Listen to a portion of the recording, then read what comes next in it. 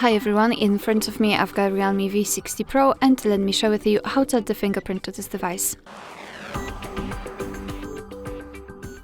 So let's start with opening the settings, and here we have to scroll and find the security and privacy. Let's tap.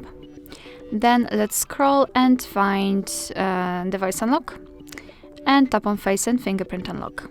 Tap on the fingerprint. Let's confirm everything. And now we have to add our fingerprint. We have to put our finger on the sensor, which is located on the power button of our device. So we have to swipe our finger on it. So do not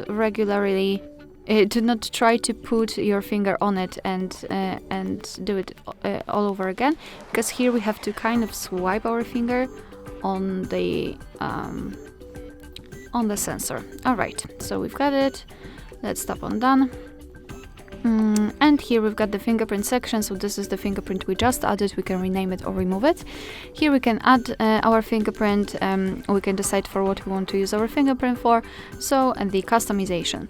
All we have to do right now is to check whether it is working. So let me lock the device and put my finger. And as you can see, the device is unblocked, which means that we just successfully added the fingerprint to it.